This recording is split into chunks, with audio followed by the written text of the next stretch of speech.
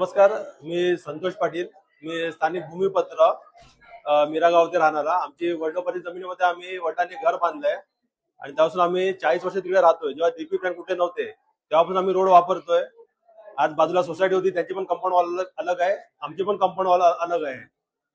आणि आता ती सोसायटी डेव्हलपमेंट झालेली आहे, तर तो रोड बंद करायला लागलेला आहे. त्यासाठी आम्ही वेळोवेळी तक्रार केली नगरपालिकेला. नगरपालिका वेळोवेळी आश्वासन दिले की आम्ही कारवाई करतो, पण कारवाई होत नाही.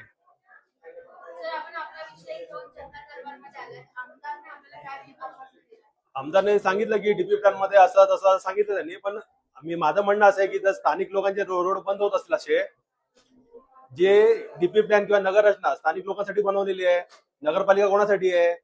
आम्ही रहिवासी पहिल्यापासून होतो म्हणून नगरपालिका झाली तयार. आणि आता बिल्डरसाठी तुम्ही कुठलाही रस्ता बंद करणार, सुरू करणार. जेव्हा जर रोड ओपन नव्हता तर त्याने कंपाऊंड मारून ठेवायचे होते 40 वर्षापासून बिल्डरने. 40 वर्षापासून आम्ही तो रोड वापरतो. 40 वर्ष ना, आमची वडिलोपार्जित जमीन आहे म्हणजे आम्ही पहिल्यापासून वापरतोय, आजोबापासून वापरतो रोड. आज बिल्डर आल्यावर तो बोलतो की रोड त्याची जागा आहे, पण त्यांनी तेव्हाच कंपाऊंड मारून ठेवायचे ना, त्यांनी ओपन काय ठेवले एवढे वर्ष. माझं नगरपालिका माझा तेवढे दिवसून तिकडून जाणं नाही, व्यवहार आहे, माझे पाहुणे येतात तिकडून सर्व. तुम्ही कधी आम्हाला अडवलं नाही. आज डेव्हलप करायला लागला, तुम्ही ती जागा सर्व कव्हर करून तुमचा आर्थिक फायदा करण्यासाठी समोरच्या नुकसान करता.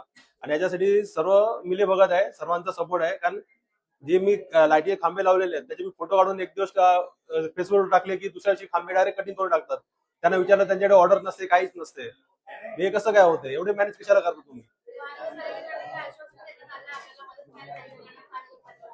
महानगरपालिकेत गेल्या होते, नेहमी बोलतात की हा आम्ही कारवाई करतो करतो. आता गेलो त्या दिवशी तोडायला पण आलेले, तर कोणाचा फोन आला त्यांनी तर ती कारवाई थांबवली. त्या दिवशी रेकॉर्ड आहे आमच्याकडे की तोडायला आलेली नगरपालिका सर्व बंदोबस्त घेऊन तोडायला आलेले. रोड आहे म्हणून तोडायला आले ना तुम्ही. कोणाचा फोन आला, कोणतं काय सेटलमेंट झालं, तुम्ही थांबवली कारवाई. नंतर बोलले की आम्ही नगर रचनाला विचारतो, बांधकाम विभाग. तुमचे इंजिनियर त्यांना माहिती नाही का ते?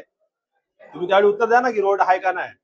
तुम्ही नगर रचना सर्वांना विचारणार आणि आता उत्तर देत नाही, आणि तोपर्यंत तो बिल्डर तिकडे पत्रे मारायला लागलेला आहे, कंपाऊंड मारायला लागलाय ना. त्याने मॅप आज पण तो आलेला प्रायव्हेट सर्वे घेऊन कंपाऊंड मारा आलेला. त्याला बोलू मी, तू गव्हर्नमेंट सर्वे घे, मला नोटीस द्या नंतर मार ना.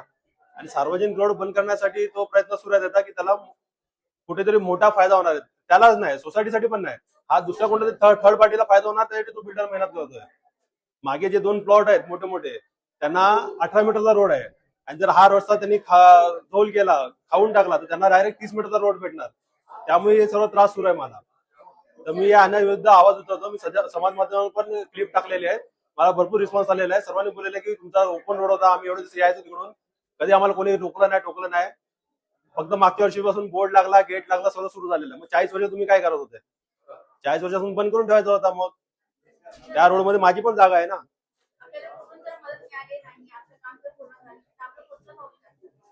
माझा अद्याप जरी न्याय व्यवस्थेवर विश्वास आहे, त्यामुळे मी न्यायिक बाजूने चाललेला आहे. आता मग कुठेतरी आंदोलन किंवा काहीतरी बाजू मांडायला लागणार मला.